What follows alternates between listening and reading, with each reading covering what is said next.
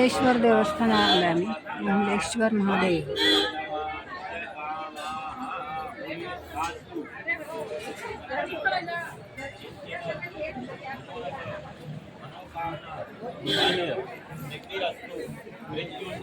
लगा कड़की दिखावा पा रहा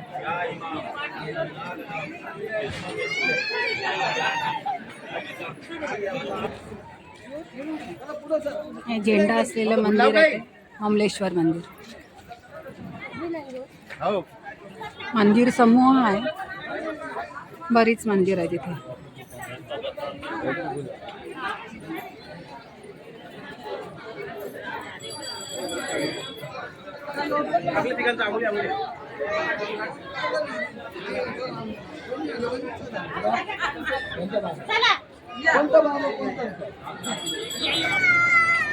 दूरवर ओंकारेश्वर बेटावरची श्री शंकराचार्यांची मूर्ती आणि इकडे हे ममलेश्वर देवस्थान.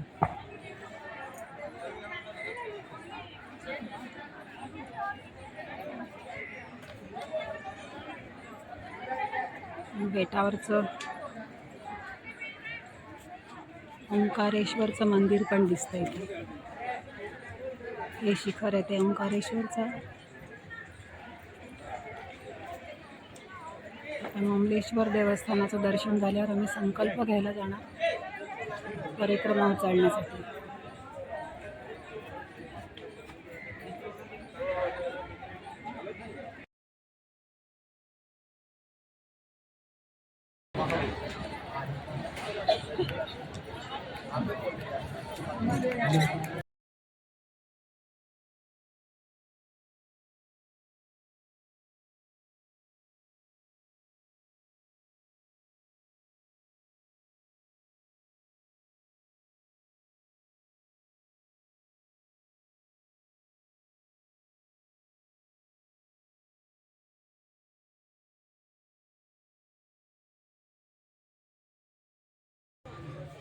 साडेदहाला निघालो आम्ही आणि आता तपोवन मुनी बाबा आश्रम या ठिकाणी बोलावलं. तिथे आम्ही बालभोग घेतला आणि आता मैयाच्या किनाऱ्याने खालून चालायला लागणार. तिथून खाली उतरून मैयाच्या कडेने जाणार.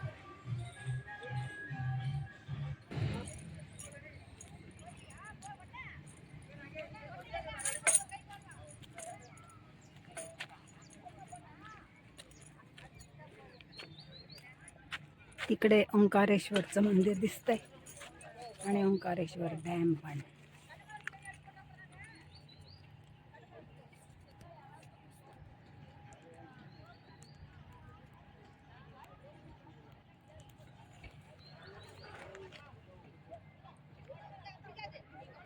मैयाच्या किनारी असा पायवाटेचा जंगलामध्ये आता रस्ता घुसतोय. आम्ही कडेने चालू, रस्त्याने नाही गेलो, म्हणजे जंगल वाटेतून मैयाच्या कडेनेच जायचं ठरवल्यामुळे.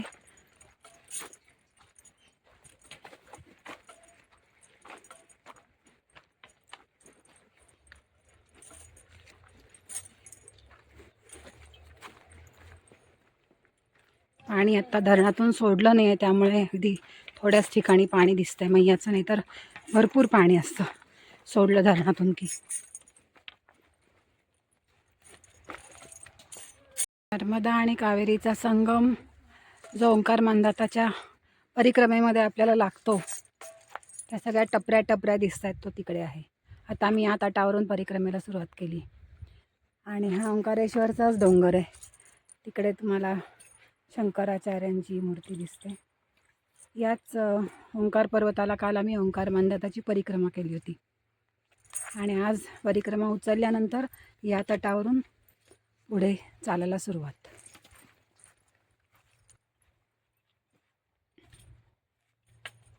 मैयाचा मस्त आवाज येतोय, खळ खळ खळ खळ खळ खळ.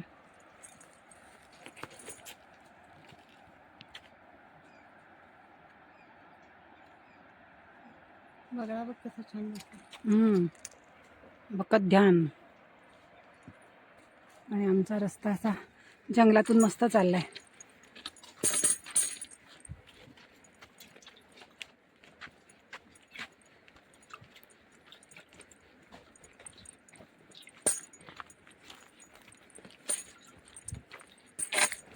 दाट जंगलामधनं आमचा रस्ता असा येत होता.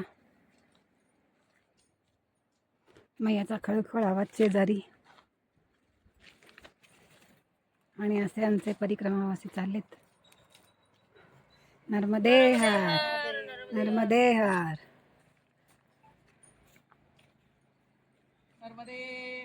नर्मदे हर.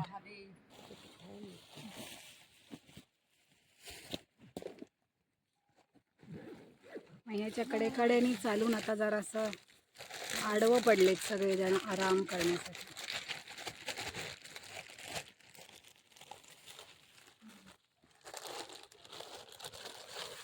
तुमने प्लास्टिक रखी है, मुझे नहीं ले पाई.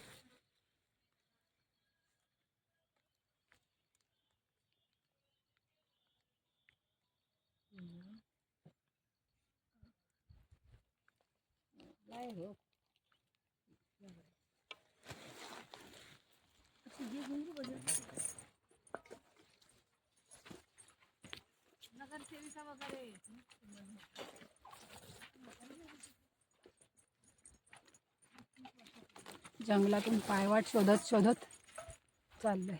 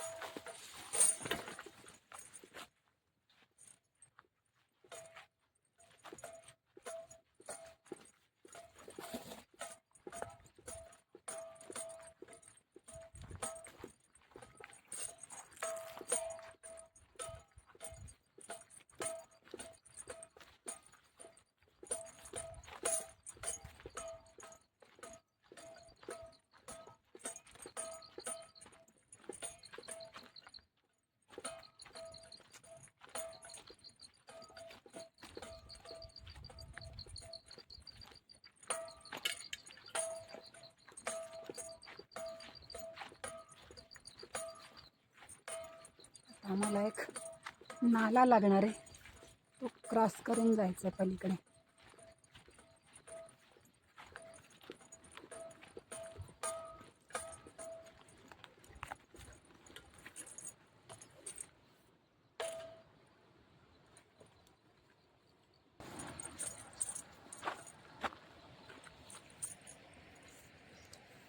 हा ओढा पलीकडून पार करून वरती चढायचं.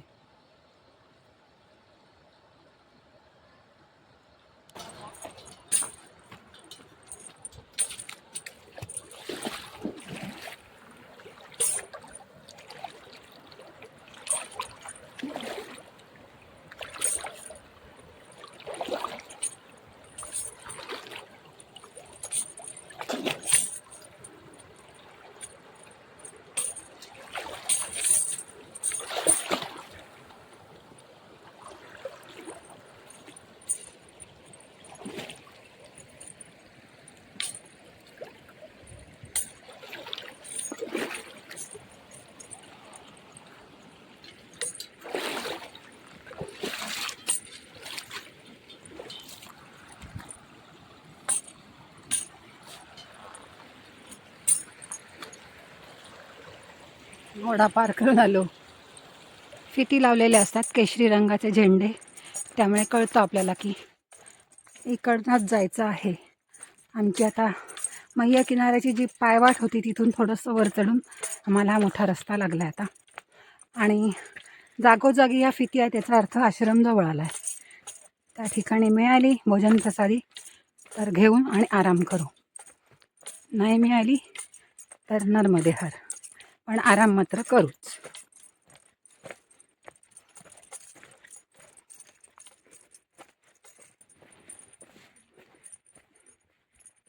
ऊन जरी खूप असलं तरी आम्ही जंगलातून चालल्यामुळे आम्हाला सावली मिळते. आणि मग याचा किनारा कडेला असल्यामुळे तिकडून वारा पण येतो, त्यामुळे नेहमी मैयाच्या कडेने जाणाऱ्या रस्त्यावर जाणं फायदेशीर ठरतं. आणि छान थंड जंगल भोवती आहे, त्यामुळे चालायला कंटाळा येत नाही. इतर कुठलेही आवाज नाहीत, म्हणजे कलकलाट वाहनांचा, इतर परिक्रमावासींच्या बोलण्याचा. अगदी शांततेत चालायला मजा वाटते.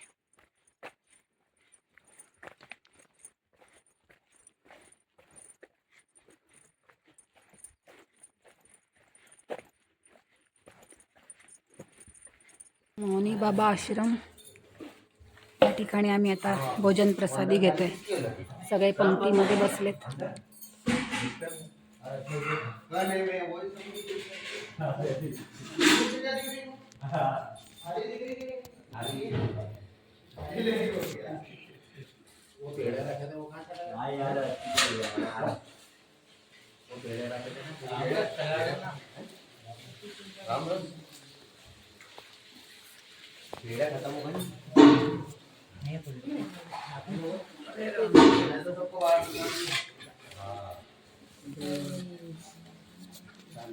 नर्मदे बस बस के किनारे से मोहनी बाबांच्या आश्रमात जेवण प्रसादी घेऊन 1 तास आराम केला आणि आता परत मैयाच्या किनाऱ्याने पगडंडीने चालायला सुरुवात केली. मैयाने माझा बोज हलका केला. जे काढले होते सँडल ते कोणीतरी घेऊन गेलं, काय कळत नाही कोणी नेले. कामगार वर्ग खूप काम करतो इथे, त्यामुळे माझा एक बोज, एक सँडलचा कमी झाला.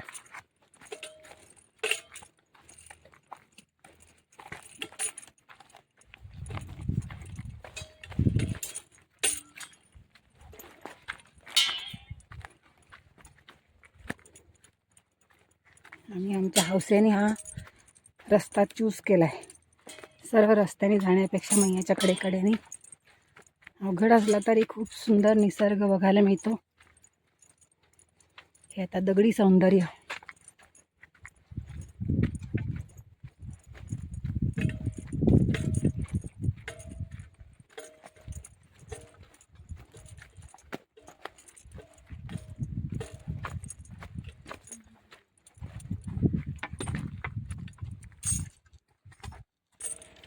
मैयाला जेव्हा पूर येतो तेव्हा या बाजूला पाणी आलंय आणि ते अडकून राहिले.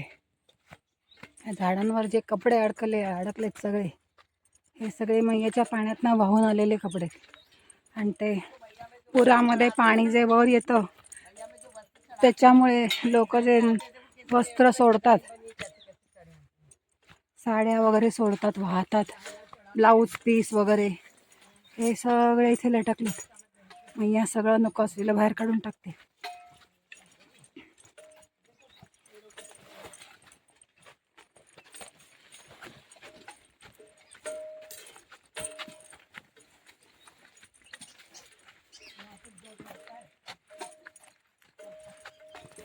एवढं पाणी वाढलेलं असतं म्हणून तर चातुर्मासामध्ये परिक्रमा करत नाहीत.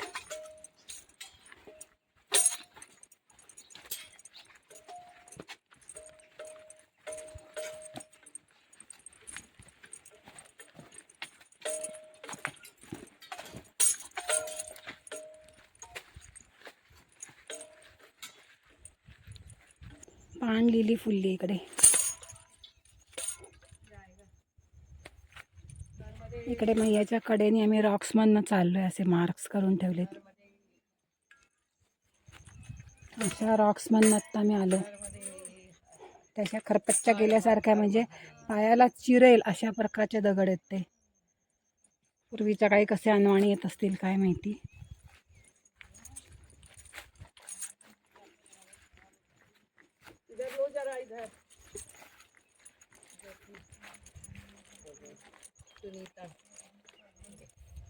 नर्मदे हे असे रॉक्स आहेत उंच उंच उंच. ये देखो, दुर्गम स्थल से 4 वीरांगनाएं नर्मदा मैया की भक्तानी चलकर आ रही हैं. ये कठिन रास्ता है, ये रास्ता है मौनी बाबा से आश्रम से भक्ता बाबा के आश्रम के बीच का. मैया धरणातून पाणी सोडलं नाही त्यामुळे शांत आहे जल. आणि सगळीकडे मार्क्स केलेत. आता पुढचा आश्रम जवळच आहे.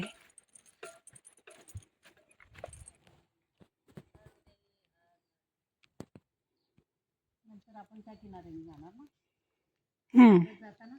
हो, त्या किनाऱ्याने रस्ता नाहीये. आतून आतून या डोंगराच्या पलीकडून रस्ता आहे.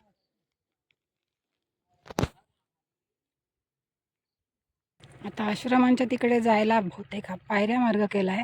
पूर्वी खूप हे अवघड होतं, पण आता जरा पायऱ्यांनी ते सोपं केलंय. मच्छुआरे आणि वाळू गोळा करणारे यांच्या बोटी चालत असतात सगळीकडे.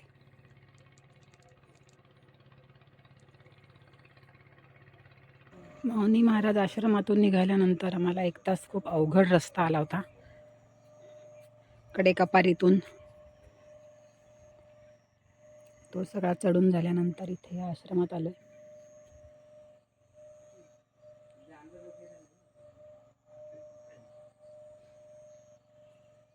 महाराजांनी सगळ्या भाज्या वगैरे लावल्यात, फुलं भाज्या.